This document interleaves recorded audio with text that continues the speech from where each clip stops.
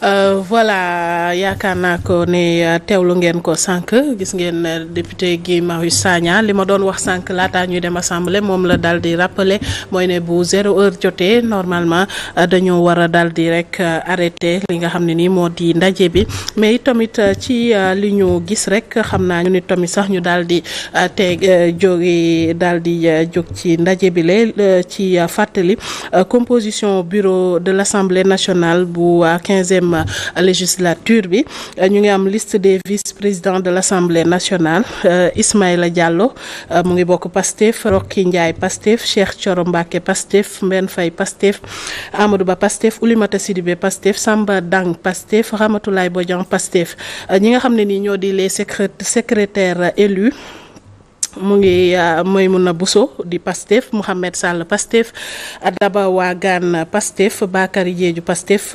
Béatrice Faye Pastef Assane Diop Pastef ñi nga xam ne ni ñoo di questeur de l'Assemblée nationale Aïcha Touré moom it mu ngi bokk Pastef Alphonse Mané Sambou bokk Pastef muy le bureau est 100% Pastef Paba. Bon Maymouna Bousso est Pastef. Je ne pense pas moom rek ci nekkul Pastef mais c'est Pastef qui a été. Maymouna da nga ko bëgg a génne Pastef. Elle a un mouvement non. Maymouna Bousso. oui elle a un mouvement. bokkul Pastef de. elle a un mouvement. elle a un mouvement maintenant bon même bu bokkee Pastef sax liste boobu moo ko investir. donc comme que liste boobu moom moo ko investir liste boobu moom moo gagné liste boobu mooy doxal. non prenez le Aliou Ndao. Il a son mouvement. Oui, non, am na ñu bokkul Pastef de. Am na ñu bokkul Pastef dans l'affaire. Aliou Ndao Cheikh Bara Ndiaye Cheikh Bara bokkul Pastef de. Maymouna Bousso bon maintenant bureau bi. mais Pastef moo leen investir. Pa Moussa est-ce que war nga leen mën a génne Pastef donc. non maanaam bu ñu ne Pastef. récépissé Pastef moo dem ak it ki nga xam ne Cheikh Bara Pastef moo leen investir. loolu la et noonu la war a demee d'autant plus que ñoom ñoo gagné. C'est la liste de Pastef. Absolument. Voilà. Donc comme que c'est la liste de Pastef qui a gagné moom mooy choisir éléments yi nga xamante ne ñu ngi ci biir listam mu teg leen ci bureau bi rien de plus normal ah noonu la mës a demee y a pas de truc ci biir maintenant peut-être commission mën nañ jox benn commission opposition. man bu ma sañoon par exemple ñu jox commission finance Amadou Ba numéro 1 wala numéro 2 kii la rek c'est le jeu démocratique qui permet à ce que ñu exprimer wu de manière contradictoire sur les actes du gouvernement sur l'évaluation des politiques publiques sur les lois à voter et tout te loolu je pense que ni day gën a taaral démocratie sénégalaise. Maintenant bon ki nga xamante ne nag moom moo xeex dem battre campagne sénégalais yi jox ko majorité moom it dafa war a jël responsabilité loolu ñu ko jox mu doxal ko. te ce qui loolu moom moo ci def et puis y a des am na ñoo xamante ne effectivement def nañ preuve ci biir kii sëñ Cheikh Thioro par exemple honorable Bakary Diédhiou de Bignona ñooñu ñu ngi woon ci législature bële na le Samba Dang Ismaïla Diallo vraiment ce sont des gens yoo xamante ne def nañ am na ci nag ay novices Mbène Faye bu Yoff quand même mën nañu am yaakaar ci bureau boobu noonu que ni mbir yi dina mën a dem maintenant comme ni ko maître Moussa waxee rek on juge les actes d'abord bi ñu commencé li mu ngëpp la gëm maître wax naa ko sànq pour terminer ci wàllug assemblée nationale gis nga ñi ma fi lim yëpp ci mën nañ ne bureau 100% Pastef bi ñooñee on parle du groupe parlementaire de Pastef naka nga analyser. Man, je pense que le bureau, c'est important pour uniquement les modalités de travail des projets de loi, mais également des propositions de loi.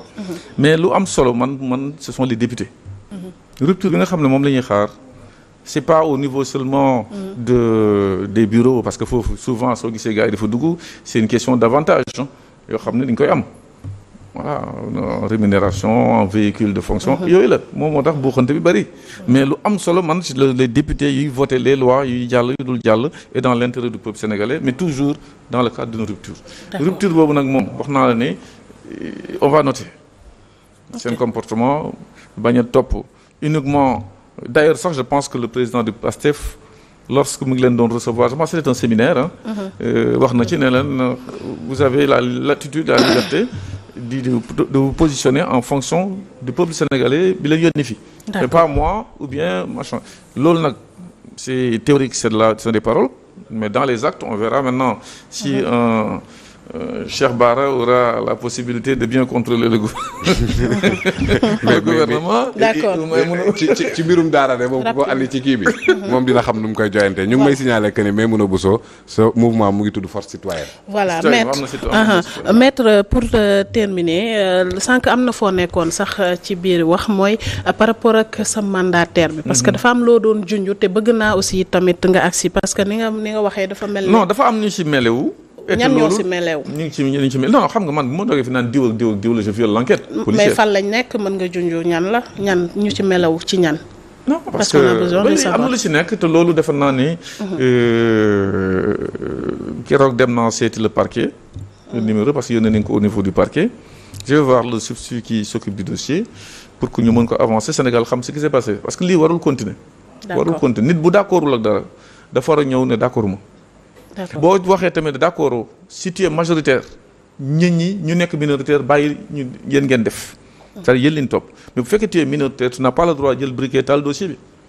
D'accord. Ça ce n'est pas quelque chose c'est une infraction.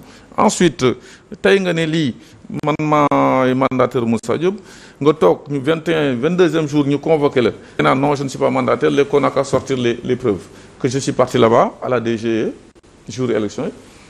ba mu fa demee les policiers lui ont demandé mais loo fa doon def oui dama fa demoon rek en tant que responsable du parti non mais il était accompagné de deux hauts responsables du parti kenn joxuma kii le courrier de mandature la gars yi ñu ne ko non on te l'a donné yaa ngi ko denc war ko utiliser le 28 le 29 te da nga réer mooy am na une preuve que je détiens. Est-ce que vous voyez le truc? Maintenant, les témoignages sont contre lui, il sera. Maintenant, le procureur ainsi que les policiers n'ont qu'à faire le travail pour que cette affaire soit éclaircie. Ce n'est pas parce que le nom du PASTEF sort dans le dossier qu'ils ont peur de continuer. Ah bon? Oui. Le nom de PASTEF. Loolu je le dis. Je le dis. Comment ça? Donc man daal nañu def seen liggéey. Comme que dañu ne rupture. Maître, c'est la première formation politique du pays quand même Pastef. ragal nga def candidature ba tax ñu doxalee noonu. man dama leen ne nañ def seen liggéey. et je pense que rupture bu ñu ko bëggee ci réew mi il faut pas que ñuy demander ay autorisation faut-il diligenter ou pas. ah oui. tey le blocage entre le 30 jusqu'au 21 il y a une note pour demander aux autorités supérieures est-ce que war nañu ubbi dossier parce que y a le nom du PASTEF. su Pastef nekkul dara dans cette affaire-là sera éclairci le gars il est fautif loolu moom c'est clair. mais complice mi ngay wër daal. non bu ñu defee enquête bi ñu ne par exemple il y a pas de complicité ou bien ils sont juste en connexion mais ils n'ont rien à voir ils n'ont pas poussé à faire ça ou leur main n'est pas trempée loolu mën na ko expliquer mais lui il ne peut échapper personne parce que moom moo dem ci télé bi taal boppam di commencer maa ko def et di maa ngi ni yore documents yi maa ngi yore yëpp yaa ngi yore cachet ñu laaj ko après le 22 mu ne non je ne suis pas mandataire. c'est le parquet de Dakar. Pardon? Parquet procureur de Dakar bi. Le parquet de Dakar. Oui. Ibrahima Ndoye. La République, oui. Ah day yegg. Foofu non yëf yi dana leer. dina leer. Voilà mais pourquoi ça a tardé nekk sûreté urbaine du 30 jusqu'au je pense ça a été même amené au parquet le 31 octobre je pense 30 ou 31 octobre je pense oui. Parce que le 7 novembre j'ai été au parquet et j'ai pris effectivement les références que l'affaire est suivie je le suis de près. Voilà mais leneen aussi lu am solo daal mooy li xewoon dans le nord là-bas à Matam là. On prend les listes des gens sans prévenir. daw dans la nature dem làq ci këru jàmbur. après loolu on l'a vu yooyu warul continuer voilà parce que dans notre liste il y avait pas que des gens de âge. Il y avait des gens, par exemple, manque nous au passage, qui Fall de Linguère, nga xam ne dafa ñëw indaale avec son mouvement politique ñu travailler def ci des personnes. kon ci laps de temps boobu constitué nga coalition. Oui. J'ai formé tout a été fait longtemps ñu jël carte xam nga ñun dañoo génn soo seetlee dama def benn vidéo. Et j'ai dit compte tenu de l'urgence képp koo xam ne xalaat na ne mën nañu ànd ensemble au vu ni ñuy doxalee politique. nañu yónnee seen casier judiciaire ainsi que seen carte d'identité légalisée. Les gens l'ont fait lu me l'ont envoyé par WhatsApp je l'ai vu noonu la ñu commencé defar liste yi sur la base de documents arrivés par WhatsApp mais il nous faut les originaux. Quand les originaux sont arrivés par des oto yi jógee fii di ñëw fii ak yooyu y compris le transport interurbain ku ñëw yónnee ñu jël originaux yëpp jox ko mu dem ak moom toog conférence de presse ne maa ngi nii yore yëf ñu war a déposer lii la ñu war a déposer te mi ngi ko yore confisqué ko on est bloqué il y avait que 24 heures c'est ce qui s'est passé Moussa. man nag je demande à ce que mais nag moment bi ngay nekk sous les liens de la détention sous le bi ngay nekk prison. oui mu diligente yëpp. tu as touché quelque chose de très important. la moo tax am na ñoo xam ni naan mais comment vous avez pu faire confiance à ce monsieur. je leur dis comme ni nga ko xamee lui c'est le responsable des élections du parti. un responsable des élections du parti depuis des années. mais bu élection amee yow la ñuy jël jiital. il a été mon mentor à la présidentielle manqué wu ma parrainage manqué wu ma caution. je suis en prison. le procureur ne bu leen laal chèque de garantie bi mi ngi BN2 le 26 passé il est forclos ñu acte d'huissier yónnee conseil constitutionnel qui dit nous l'avons vu mais nous ne laissons pas passer vous êtes dossier incomplet la ñu ma wax parce que chèque bi ñëwul si et c'est lui le mandataire il a excellemment fait son travail ba nga xam ne mënoo nekkuma fi mu def liggéey ma nekk fi mais du ma ko gën a wóolu ñëpp ko wóolu il fait ça ba pare taxaw ci télé bi mënoon sax bañ film boppam ñuy dute nii lu xew mais moo toog ne maa ko def ñenn ñoo nekk ci ginnaawam. est-ce que déggante ak moom pour jéem a xool. kan ba déggante ak moom parce que kooku en principe de ce parcours-là il est loyal. qu'est-ce qui se passe. pour ma jéem a dégg. waaw ndax ba mu defee loolu jot nga. moom ci waxam est-ce que menacé wuñ ko. lan la wax ne moo pour moo war boobu affaire yi xewee ba léegi. waaw man je ne lui ai pas parlé j'ai tout de suite saisi les juridictions et bloqué je lui parle pas pourquoi. pour parce voir que parler c'est. moom wax na mu leer. on prend la vidéo def ko ci clé USB on le donne man ba ma ko indee police sax police ma ne carrément nous avons tout vu mais baaxul jaayil naa leen clé USB bi. après même cet événement on l'a vu encore dans autre chose muy gën a dëggal qu'il y a quelque chose d'anormal dans le dossier. filmé encore. qui dure 18 secondes. le meeting de Thiès il était là-bas et il a parlé. il était accompagné d'une haute personnalité que je ne veux pas nommer pour le moment naan oui li ma la waxoon diñ koy def. non Thiès moom boo koy surtout da ngay préciser Thiès Nord. non ku nekk Thiès Nord. mën nañ continuer waale sax waxtaan bi en attendant parce que ñu ngi may signaler benn déclaration du gouvernement sous peu xam naa dañuy woyandi waale waxtaan bi tuuti laataa ñuy daal di dem foofule.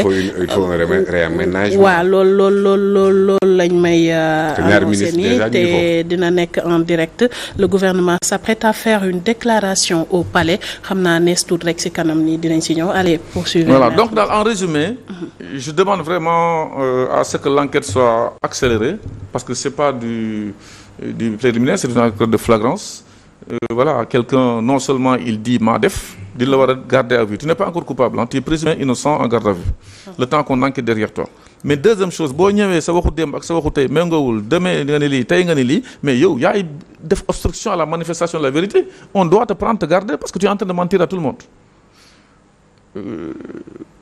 on ne le fait pas je me dis il y a une main étrangère dedans pourquoi c'est ça la question voilà. donc man foofu lay yem mais bon Ousmane Sonko ànd ngeen ci élection bokk ngeen coalition yàgg ngeen bokk coalition yu ni mel bu amee nga dégg ci turu Pastef je m'attends à ce que en tant que responsable comme ni mu la jëlee woon ne la baalal Bart nga woo ko ne ko lii kan moom Ousmane Sonko en tant que de leader quoi.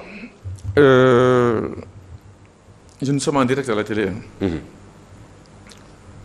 Ousmane, je ne l'ai plus entendu depuis le 21 mars, avant la présidentielle. Je parle d'entente téléphonique. 21 mars. waaw gisee wuñu téléphone. la ñu gëj a déggante waaw du téléphone sax le 21 mars laa gëj a gis. parce que normal yi ñaañu prison ngeen jógee ngeen génn rek campagne yi. waaw parce que ñu génnee prison moom xam nga moom mi ngi nekkoon je pense nu mu tudd sax Cap Manuel. moi j'étais à Rebeuss. waaw léegi moom daa génn rek engagé campagne bi. man tamit dama génn rek mën ngeen bañ a gisee laa bëgg a wax. voilà ñu dem campagne mais ci biir campagne bi la ñu daje le 21 mars. L'élection c'était le 24. Il est venu à Podor, on a fait ce qu'il fallait faire ensemble. On a même eu 3 minutes de discussion tête à tête. Mais boobu laa gëj a dégg Ousmane. Que se passe-t-il? Voilà man tamit à un moment donné ma jàpp sama bopp. C'est tout. du ma def comme ñenn man cas bi ndawul quoi. parteem nga dégg ci loo xamante ne. jàpp naa ne abus de confiance la. c'est de l'abus de confiance c'est plainte pour abus de confiance la. waaw mais nag boobu maître yàlla na nga woo ko parce que. c'est lui le président du parti en question. il n'a rien à voir dedans. non je le sais. voilà je le présume. man gëm naa ne. jarul woo ma koy woo. non mais nga maanaam njabootam la. dégg nga. turu parti wam ci biir mbir mi. mais saisir ko. vous savez Ousmane pour quelqu'un koo xam ni tey bu ma xamee Yewwi Askan Wi moo waaxu ba sama kër dugal ci AG jot na à 17h il était chez moi ce jour-là parce que dañoo bokk lu bëri selon lui bu fekkee Diaz ak problème yi mu amoon ba ñii ñi teg ko mu sedd ñii di yuux ne Moussa waroo woon baal Diaz moom moo ko dox ba loolu am. donc je pense que maag moom waraloon am benn barrière te déggu leen dara lu ñaaw suñu diggante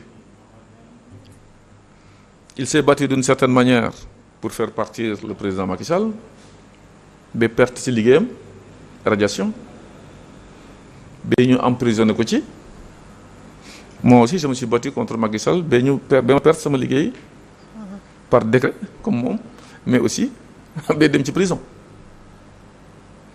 On s'est battu contre le troisième mandat. Il y a beaucoup de choses. Je ne vois pas que depuis le 21 mars, je ne l'entends pas. Et vous savez que son chef de protocole, c'était mon ancien salarié à Demdik. Djibi Gueye Ndiaye. Djibi Gueye Ndiaye. D'excellents rapports nous avons. Rien n'a changé jusqu'à aujourd'hui. Man, on a un problème pour rencontrer le Premier ministre, qui a beaucoup de boulot, certes. On a un problème beaucoup. Mais je l'ai saisi plusieurs fois pour nous rencontrer.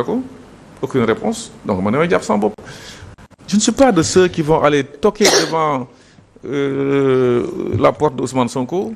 Indi fa seen pliant teg tëdd ko fa bu naan bon soo ubbee ma ñëw bu ma la déggul ma dem sàmm sa kàddu waaye boo may woo may teg lépp foofu dellu sa.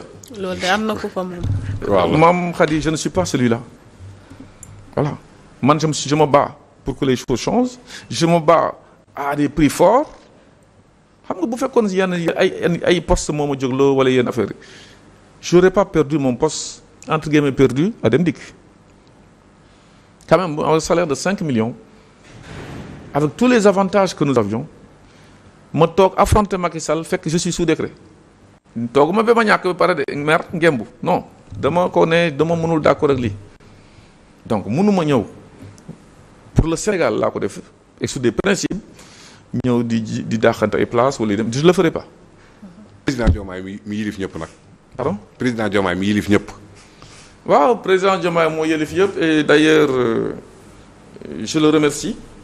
Je le remercie pour que considération bu ma jox avec tout ce qu'il a comme travail xam nga président de la République dafa caaxaan. dafa caaxaan mais de temps en temps je l'entends au téléphone. ça veut dire beaucoup de choses moom am na sama jot. kon maanaam moom yéen a ngi déggante. am na sama jot am na loo xam ne moo tax tamit dans ce dossier-là j'ai pas envie de donner des coups de tête ñëpp xam na ne je suis furtif. nga xam nga ko. waaw bii moom dal nga torop mënoon na gën a tàng de. moo tax. maanaam je demande juste à la justice de faire son travail. pour ne pas mêler d'autres personnes wala may génn suba di tudd di doute avec preuve à l'appui. parce que mënuma porter plainte le 30 à 10h à 14h16 minutes. je suis précis. ça bavarde. ah. ça bavarde. entre qui et qui sur le dossier avec capture d'écran à l'appui. entre qui et qui. non je l'ai non dama la wax qui est qui. J'ai pas envie d'aller jusque-là. Le mandataire a foutu le bazar, a fait ce qu'il ne fallait pas faire, il a fait mal à beaucoup de gens, et ces gens-là, je leur dis toujours de se calmer parce que du maral ñu def mal au niveau de AG wax naa la am na ñenn ñu ci nekk tu vois.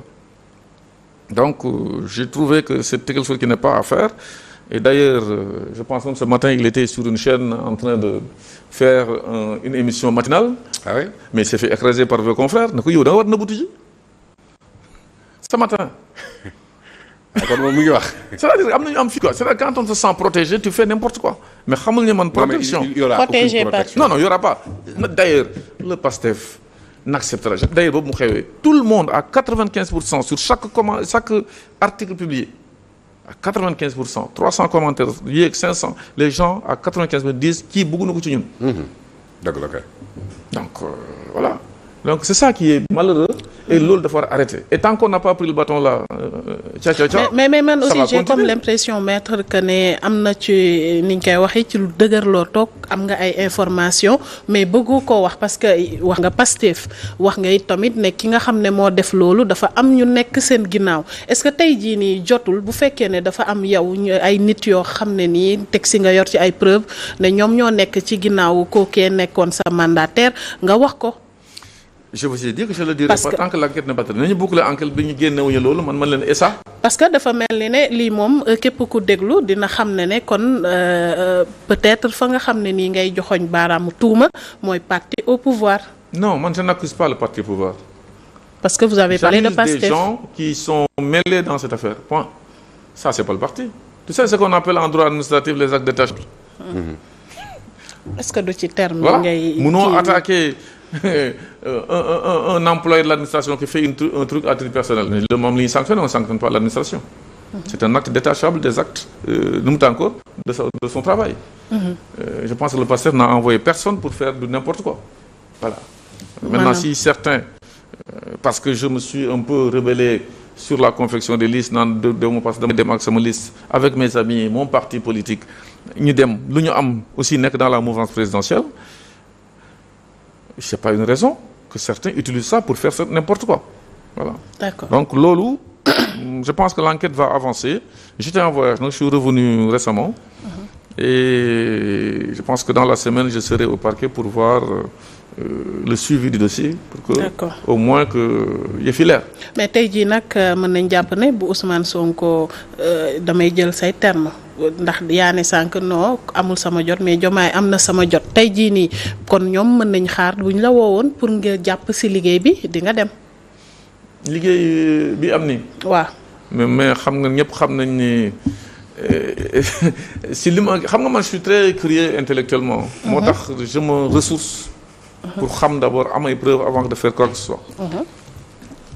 Je ne viens pas dans une piscine sans regarder s'il y a de l'eau. damay regarder avant de plonger. Donc les Sénégalais sur les profils qui devaient être à l'Assemblée nationale beaucoup avaient dit il ferait un bon profil à l'Assemblée nationale parce que tamit Assemblée nationale laboratoire la bu ñuy fabriquer les lois. Alors ku maîtriser wul ce que c'est qu'une loi dem Assemblée nationale je vous assure suñu la courtier wul doo dem. xamoo luy décret xamoo luy circulaire xamoo luy loi xamoo luy loi constitutionnelle xamoo luy loi d'organique nga ñëw parce que je n'ai rien contre certains nga ñëw parce que ce métier c'est menuisier wala couturière nga ñëw ñu jox la loolu xam nga loolu am na fi parce que c'est une liste suppléante qui était passée. Mais fu mu mujjee comme ni ko Pape Moussa waxee des karatékas par là des buddi musoor par là des n'importe quoi. Donc moi je trouve que c'est pourquoi je dis que celui qui a fait ce truc-là il n'a pas mesuré les conséquences parce que nous travaillons pour le Sénégal et je l'ai toujours fait l'intérêt du Sénégal samay intérêt personnel mu ko teg fële. Il y avait des hommes il y avait des femmes qui étaient sur les listes respectaient la parité et je pense que lu mu def li métti na ñëpp les gens nag veulent la lumière. Voilà. D'accord. Maintenant justice saisie il faut qu'on avance. D'accord. ñu bàyyi affaire bi muy dem ba mu nekk loo xam ni day na sax ba ñu ne bon jaraltu sax ñu si wax fàtte ni ko yooyu non moi je veux que ce soit clarifié. D'accord maître dafa am loo xamante ne bi wax nañ ko sànq moo la yóbbu woon foofule ci prison muy ay déclaration yoo defoon mën nañ ko jàppee sax révélation yoo nga xam ne ni amoon nga ndajeek taskatu xibaar brandir ay dossier daal di ciy wax lu si mel ni ay jamaa yoo xam ne ni ci jot nga ci daal di wane ci ay documents mais tamit sànq tudd nañ ko ci compte